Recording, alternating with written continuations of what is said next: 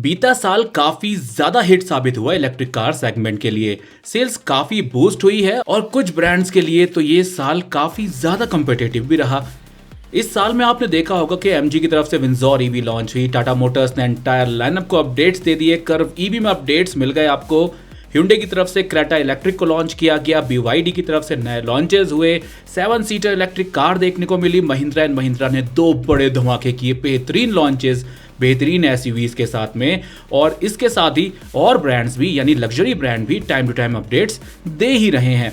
तो देखा जाए तो बीता साल काफी अमेजिंग साबित हुआ। फाइनेंशियल ईयर 2025 में 1,07,645 टोटल ईवी सेल्स हुई, वही फाइनेंशियल ईयर 2024 में 91,506 ईवीज बिकी थी, यानी सेल्स बूस्ट हुई है इस फाइनेंशियल ईयर। लेकिन यहाँ पर टाटा मोटर्स का शेयर 70.52% से घट करके 53.52% पर आ गया है। बात करेंगे सभी top 10 best selling car brands की फाइनेंशियल ईयर 2025 के, और साथ ही उनको 2024 फाइनेंशियल ईयर से भी कंपेयर कर लेंगे इस वीडियो में ओके कार 24/7 यूट्यूब चैनल पर।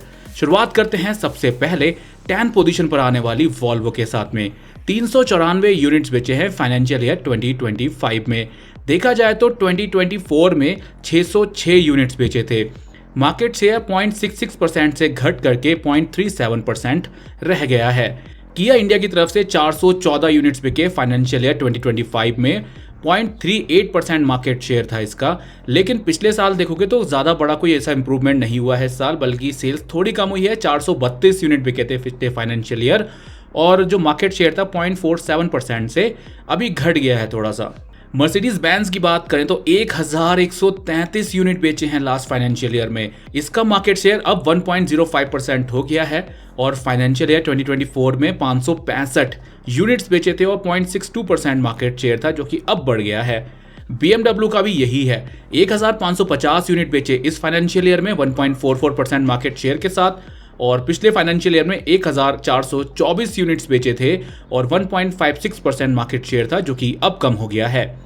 वहीं पीसी ऑटोमोबाइल्स यानी सिट्रोएन की तरफ से 1,962 यूनिट बेचे इस फाइनेंशियल ईयर में, 1.82% मार्केट शेयर रहा, लेकिन मार्केट शेयर घटा है।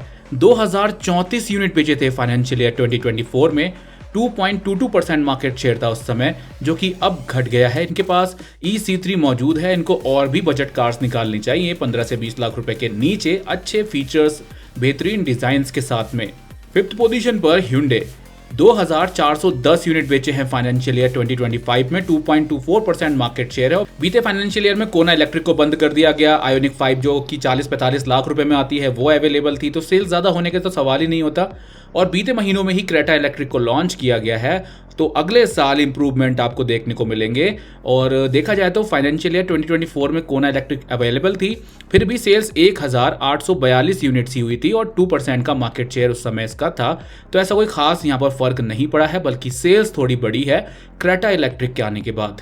BYD पूरी दुनिया में धमाल मचाने के बाद इंडिया में भी अपने शानदार प्रोडक्ट्स को लॉन्च किया है। हालांकि सब प्रीमियम साइड आते हैं, सभी आपको कम से कम भी आपको 30 लाख रुपए के आसपास बजट लेकर के चलना पड़ेगा, 25 से 30 लाख रुपए। तो यहाँ पर 3,401 यूनिट बेचे फाइनेंशियल ईयर 2025 में, 3.16% मार्केट शेयर रहा। 1,787 यूनिट फाइनेंशियल ईयर 2024 में थे, 1.95% मार्केट शेयर था। देखा जाए तो BYD ने काफ़ी इंप्रूवमेंट दिखाया है, सेल्स अच्छी हुई है, बेहतरीन प्रोडक्ट्स लॉन्च किए हैं। रिसेंटली एक बड़ा लॉन्च Lion 7 लॉन्च किया है, और ग्लोबल मार्केट में तो इनके बेहतरीन एक से एक शानदार प्रोडक्ट्स आते हैं जो कि इंडिया में आने चाहिए।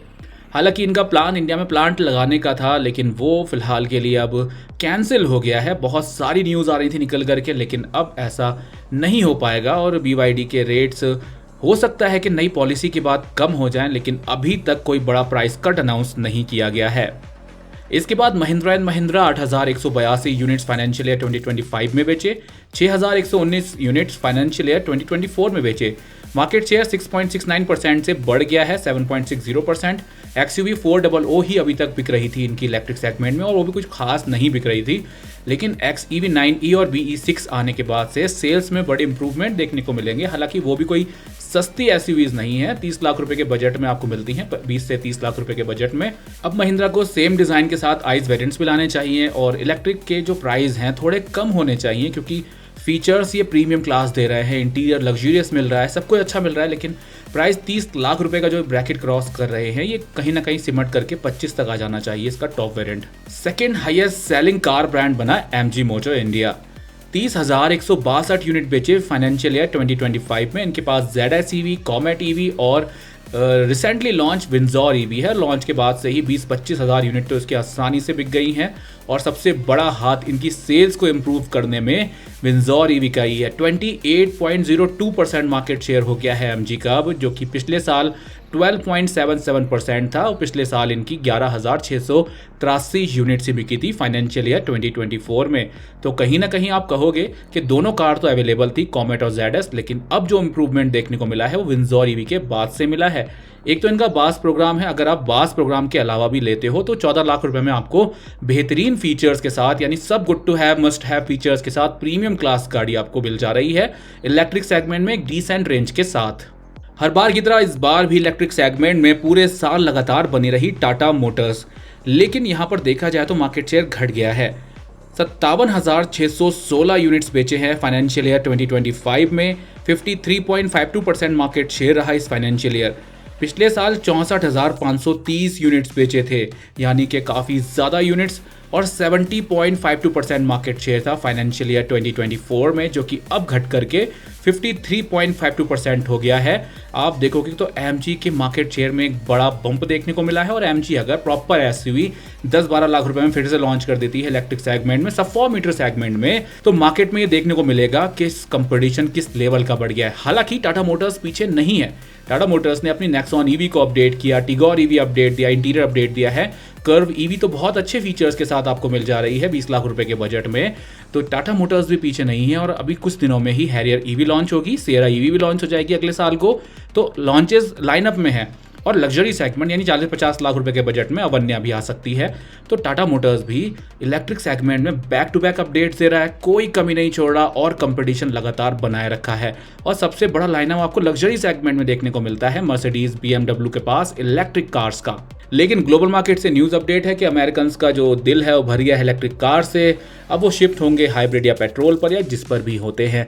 लेकिन हमारे यहाँ भी इलेक्ट्रिक एकदम से फैला नहीं है और इतना ज़्यादा इंट्रोड्यूस नहीं हुआ है। तो क्या आने वाले टाइम में इलेक्ट्रिक बूस्ट करेगा या फिर हाइब्रिड कार्स ही फ्यूचर होने वाली हैं, ये तो आने वाले 1 साल में डिसाइड हो ही जाएगा, क्योंकि डीजल पर बहुत ज़्यादा स्ट्रिक्टनेस देखने को मिल रही है और पेट्रोल के प्राइसेस भी तेज़ी से बढ़ रहे हैं। CNG कार्स में लोग इतना इंटरेस्ट नहीं दिखा रहे, कहीं ना कहीं इसकी पावर और टॉर्क पर फर्क पड़ जाता है।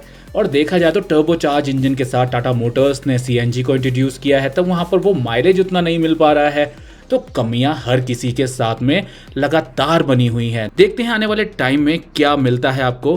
फिलहाल इस वीडियो के लिए तो बस इतना ही। वीडियो पसंद आया हो तो वीडियो को लाइक कर देना, चैनल पर नए हो तो सब्सक्राइब कर लेना।